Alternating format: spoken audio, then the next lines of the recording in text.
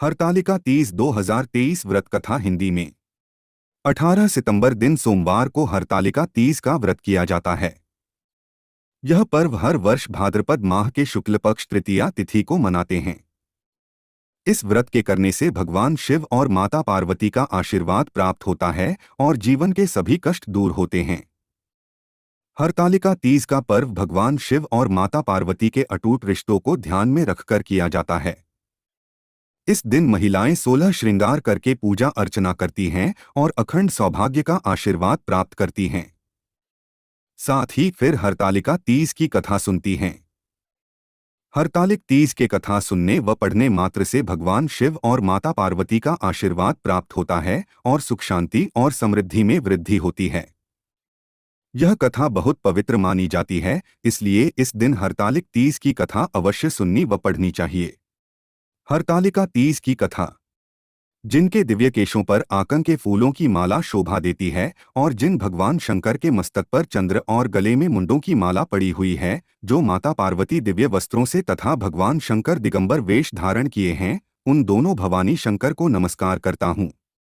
कैलाश पर्वत के सुंदर शिखर पर माता पार्वती जी ने महादेव जी से पूछा, हे महेश्वर, मुझसे आप वह गुप्त से गुप्त बातें बताइए जो सभी के लिए सरल और महान फल देने वाली है। हे नाथ, यदि आप मुझसे प्रसन्न हैं तो आप मुझे दर्शन दें। हे जगतनाथ, आप आदि मध्य और अंत रहित हैं, आपकी माया का कोई पार नहीं है। आपको मैंने किस भांति प्राप्त किया है? कौन से व्रत तप या दान के पुण्य फल से आप मुझको वर रूप में मिले?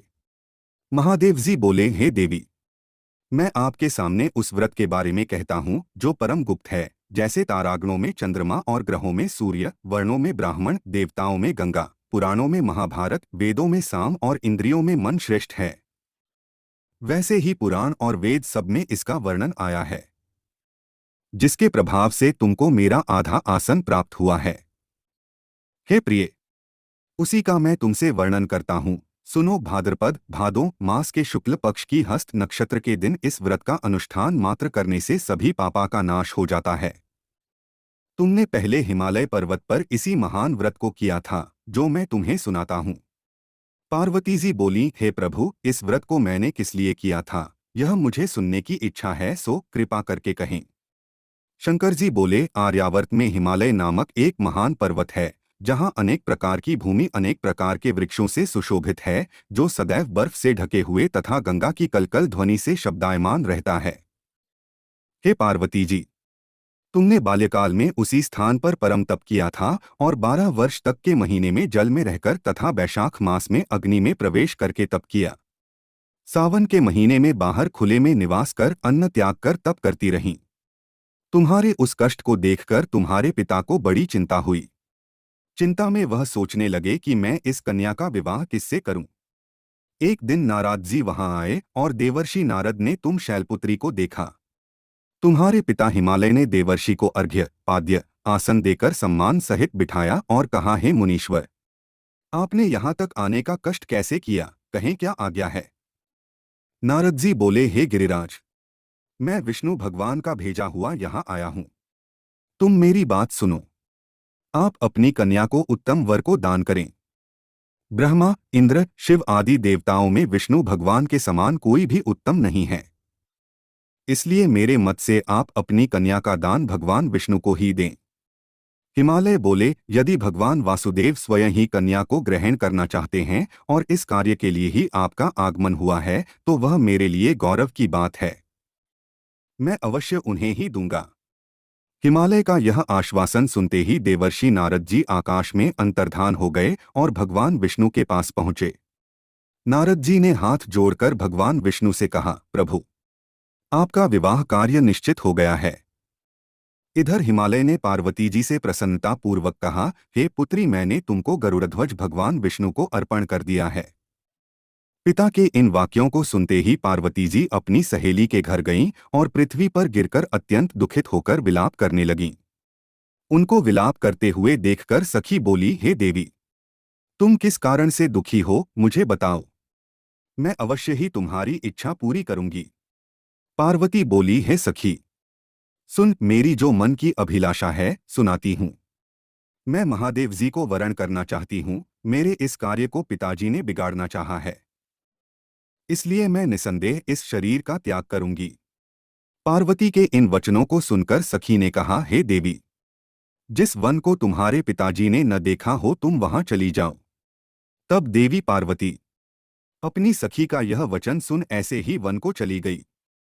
पिता हिमालय ने तुमको घर पर न पाकर सोचा कि मेरी पुत्री को कोई देव, दानव अथवा किन्नर हरण करके ले गया है। मैंने नारद जी को वचन दिया था कि मैं पुत्री का भगवान विष्णु के साथ वरण करूंगा। हाय, अब यह कैसे पूरा होगा?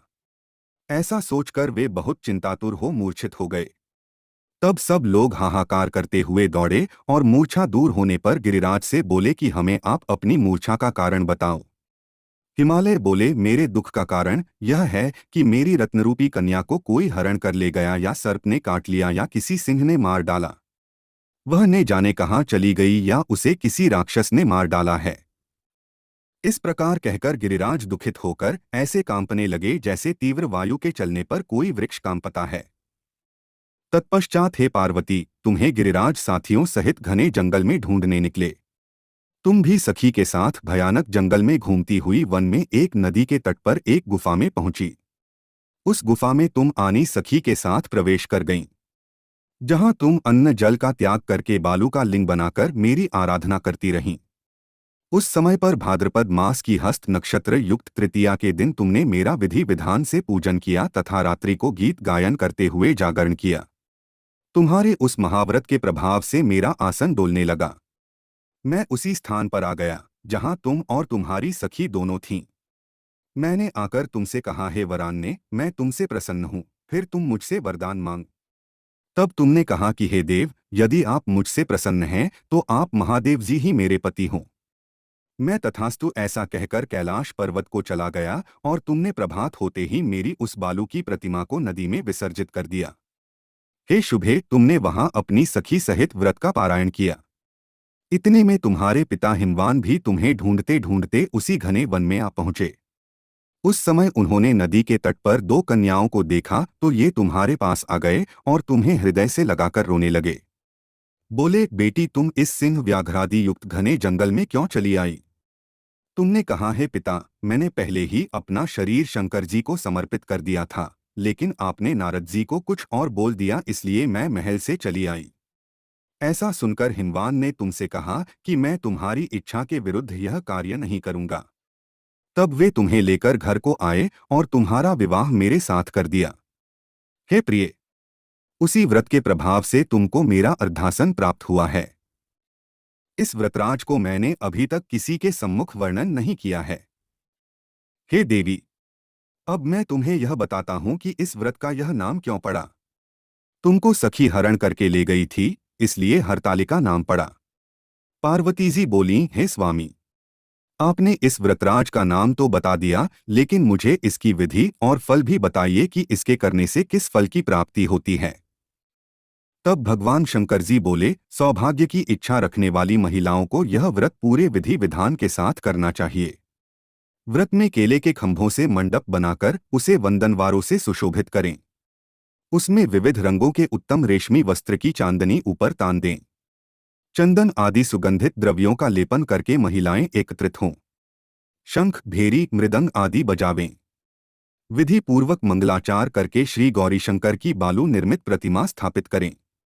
फिर भगवान शिव पार्वती जी का गंध, धूप, पुष्प आदि से विधिपूर्वक पूजन करें। अनेकों नैवेद्यों का भोग लगावें और रात्रि को जागरण करें।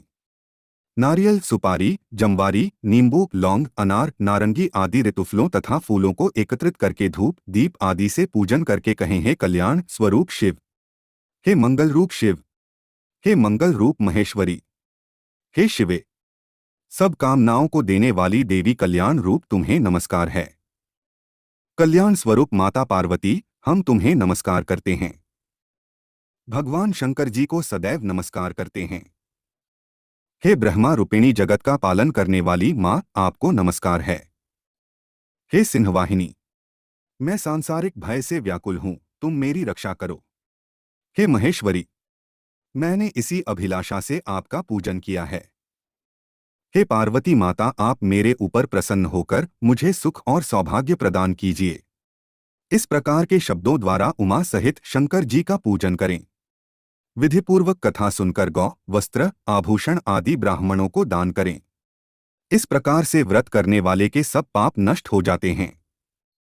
हर कालखंड का अपना युगधर्म होता है। युगधर्म और सत्य पर आधारित धार्मिक कृतियां, परंपराएं, मान्यताएं मानव कल्याण के लिए हर युग में प्रासंगिक हैं। हरितालिका तीज की मान्यताएं एवं प्राचीन विधि विधान द्वारा व्रतोपवास पूजन आज भी स्त्रियों के लिए सौभाग्यवर्धक है। हिंदू धर्म में पति को परमेश्वर मानने की परंपरा सदियों पुरानी है और पति की रक्षा एवं दीर्घायु के लिए युग युगांतरों से पत्नियां व्रत, उपासना, प्रार्थनाएं करती आ रही हैं। एक स्त्री के संकल्प में इतनी शक्ति होती है कि वह यमराज से भी अपने पति के प्राणों की रक्षा कर सकती है, बस उसको जागृत करने की आवश्यकता है। प्राचीन ग्रंथों के अनुसार पतिव्रता स्त्री पति का रक्षा कवच है। इसी सौभाग्यदायिनी ऊर्जा की नवजागृति है हरितालिका व्रत। ऐसा कहा जाता है कि स्त्री के लिए उसका पति हरि अर्थात भगवान होता है। तालिका का संदर्भ प्रतिष्ठा से है।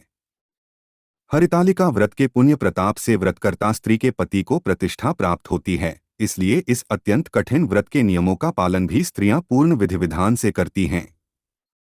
इस व्रत का नाम हरितालिका इसलिए पड़ा क्योंकि माता पार्वती को उनकी सखी सबकी नजरों से बचाकर यानी हरकर वन में ले गई थीं, जहां माता पार्वती ने तपस्या करके भगवान शंकर को पति के रूप में प्राप्त किया। हरितालिका तीज पति पत्नी के प्रेम को प्रगाढ़ करने वाला त्योहार है। जहां यह त्योहार शंकर पार्वती के प्रति अटूट श्रद्धा का भाव व्यक्त करता है, वहीं कुंवारी कन्याएं पार्वती की तरह अपने लिए शिव के समान मनोवांछित वर की कामना करती हैं। विधि विधान। हरितालिका व्रत पूजन सौभाग्यवर्धक के साथ वैधव्य योग नाशक तथा पुत्र पौत्रादि को बढ़ाने वाला है। इस दिन व्रती महिलाएं अपने हाथों में कलात्मक मेहंदी रचाती हैं, पैरों में महावर लगाकर नए हरिलाल वस्त्र पहनती हैं तथा 16 श्रृंगार करती हैं। व्रत के दूसरे दिन प्रातःकाल व्रतपरायण स्त्रियां सौभाग्य द्रव्य एवं वायन छूकर ब्राह्मणों को देती हैं। इसके बाद ही जल आदि पीकर पारण करती हैं। इस व्रत में मुख्य रूप से शिव पार्वती तथा गणेश जी का पूजन किया जाता है। 24 घंटे निर्जला व्रत के बाद अगले दिन सभी सुहागिनें पार्वती जी से अपने अचल सौभाग्य की कामना करते हुए जल ग्रहण करती हैं। हरितालिका व्रत एक है। लोक परंपरा, कुल परंपरा मान्यताओं के अनुसार विधि विधान अलग अलग हो सकता है। हरितालिका के दिन व्रत एवं संकल्प पति पत्नी के बीच प्रेम एवं सद्भावना की भावना को जागृत करेगा। हरितालिका पूजन के प्रभाव एवं शिव पार्वती के आशीर्वाद से व्रती स्त्री अपने ग्रह योग एवं गुणों से अपने पति के भाग्य को बदलने की ताकत रखती है। व्रत कथा। हरितालिका तीज के व्रत के दिन व्रती महिलाएं वह कथा सुनती हैं जो स्वयं पार्वती जी के जीवन में घटित हुई थी। इस कथा को सुनने से मां पार्वती के त्याग, संयम, धैर्य एवं एकनिष्ठ पतिव्रत धर्म को धारण कर व्रती महिलाओं का मनोबल ऊंचा उठता है। मन ही मन शिव जी को पति मानकर माता पार्वती ने घोर तपस्या की। नारद मुनि के कहने पर माता पार्वती के पिता हिमांचल ने उनका विवाह भगवान विष्णु से तय करना स्वीकार किया। यह सुनकर माता पार्वती की सखियों ने उन्हें हरकर वन में छुपा दिया, जहां भाद्रपद मास के शुक्ल पक्ष की तृतीया के दिन बालू का शिवलिंग बनाकर उन्होंने निर्जल उपवास करना प्रारंभ किया। इस तपस्या से प्रसन्न होकर भगवान शिव ने माता पार्वती को अपनी अर्धांगिनी बनाना स्वीकार कर लिया।